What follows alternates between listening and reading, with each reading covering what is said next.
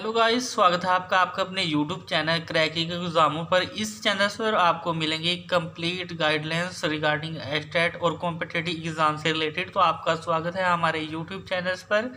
यहाँ पर हमने जो सीरीज़ चलाई गई है वो एस्टेट के एवरीडे हम 10 क्वेश्चन लेकर आ रहे हैं।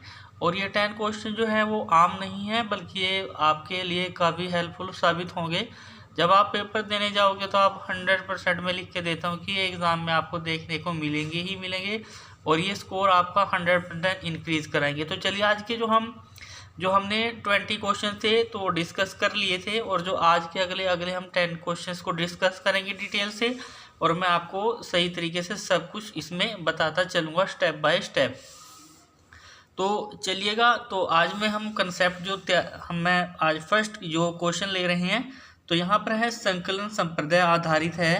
तो जो the concept of चेनिंग is based on, यानी कि जो कंसेप्ट दिया था चेनिंग का वो किसने दिया था, तो किससे रिलेट करता है, वो ऑपरेट कंडीशनिंग थ्योरी से वो रिलेट करता है।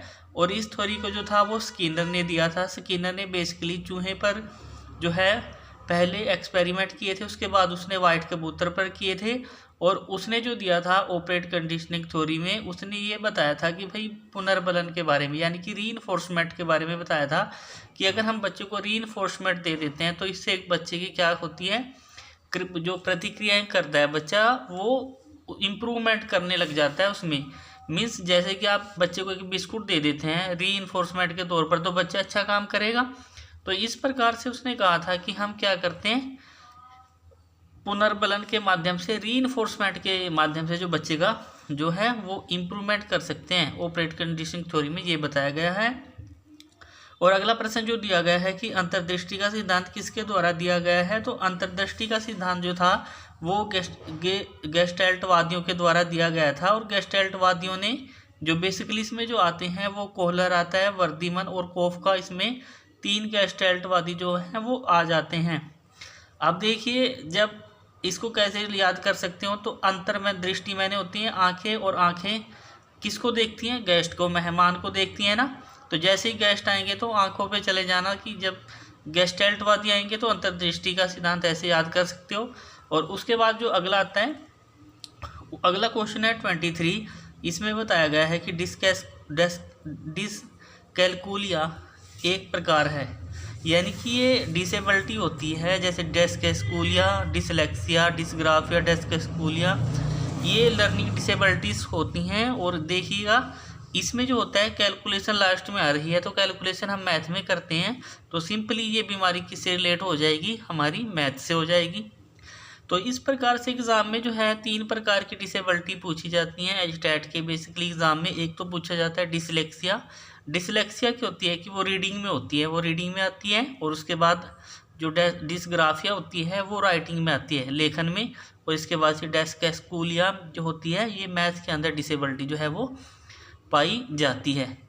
उसके बाद अगला क्वेश्चन हम देखेंगे। अगला क्वेश्चन जो है 24 में हम देखते हैं कि अधिगम अक्षमता शब्द, यानी कि हम लर्निंग डिसेबिलिटी के बारे में पढ़ रहे हैं, तो लर्निंग डिसेबिलिटी शब्द का प्रयोग सबसे पहले किसने किया था। तो ये प्रश्न भी काफ़ी इंपॉर्टेंट है। तो सबसे पहले जो इस शब्द का प्रयोग किया था वो सैमुअल क्रिक ने किया था। उसने बताया था लर्निंग डिसेबिलिटी के बारे में। आर यू नो लिसेबल, जो लर्निंग डिसेबिलिटी होती हैं वो बच्चे जो सही तरीके से कार्य नहीं कर पाते, यानी कि डिसेबिलिटी का सामना करना पड़ता है। और उसके बाद इसमें जो 25 पे हम देखते हैं, पहली मनोवैज्ञानिक प्रयोगशाला की स्थापना किसके द्वारा की गई थी। तो जो पहली मनोवैज्ञानिक प्रयोगशाला थी वो विलियम्स वुंड थे, उन्होंने स्थापित की गई थी, उन्होंने स्थापित किया था। और अगला क्वेश्चन जो है 26 हम देखेंगे। 26 में बेसिकली जो बताया गया है कि निम्नलिखित में से कौन सी रक्षात्मक युक्ति है, यानी कि डिफेंसिबल, जिससे हम बचना चाहते हैं, जो बच्चे करते हैं टूटने के लिए। रक्षात्मक युक्ति में सबसे पहले आ जाता है आइडेंटिफिकेशंस, उसके बाद कंपेंसेशंस, और उसके बाद रेशनलाइजेशंस जो है इसमें ये आ जाती हैं। सिंपली आपको याद करनी है ये बस। उसके बाद आगे आ जाता है प्रक्रियावाद के प्रमुख प्रवर्तक कौन थे। तो प्रक्रियावाद के प्रवर्तक जो थे वो विलियम जेम्स थे। विलियम जेम्स ने बताया था प्रकृतिवाद के बारे में। उसके बाद 28 क्वेश्चन जो आता है वो क्लासिकल अनुबंधन, यानी कि जो क्लासिकल कंडीशनिंग थ्योरी का अन्य नाम क्या है, तो इसको टाइप एस कंडीशनिंग के नाम से भी जाना जाता है। और इस थ्योरी के बारे में मैं बताऊं आपको, इस थ्योरी को जो साइकोलॉजिस्ट हुए हमारे पावलोव ने इसको दिया था, और पावलोव को जो है नोबेल पुरस्कार भी से सम्मानित भी किया गया था। वो बेसिकली रूस के वैज्ञानिक थे और डेफिनेटली उन्होंने थ्योरी दी थी और उन्होंने कुत्ते पर प्रयोग किए थे। उन्होंने ये बताया था कि भाई अगर हम अनकंडीशनल जो हमारा स्टिमुलस होता है उसके साथ अगर हम कंडीशनल स्टिमुलस को लगा देते हैं तो कुछ समय के बाद क्या करता है, वो रिएक्ट करेगा सेम एज ही, ठीक है ना। अनकंडीशनल जो हमारा अनकंडीशनल जो स्टिमुलस होता है उसके अकॉर्डिंग वो बाद में काम करने लग जाता है कंडीशनल जो हमारा स्टिमुलस होता है। मान लीजिए कुत्ते पर जो वो हम भोजन देते हैं वो कैसा है, वो किस प्रकार का स्टिमुलस होगा, तो वो जो अनकंडीशनल स्टिमुलस है, और उसके साथ अगर घंटी बजाएंगे तो वो कैसा है, वो कंडीशनल है। वो कंडीशन है कि जब घंटी बजेगी तभी भोजन मिलेगा। तो इस प्रकार से बताया गया था और इसमें इसको टाइपिंग एस कंडीशनिंग के नाम से भी जाना जाता है।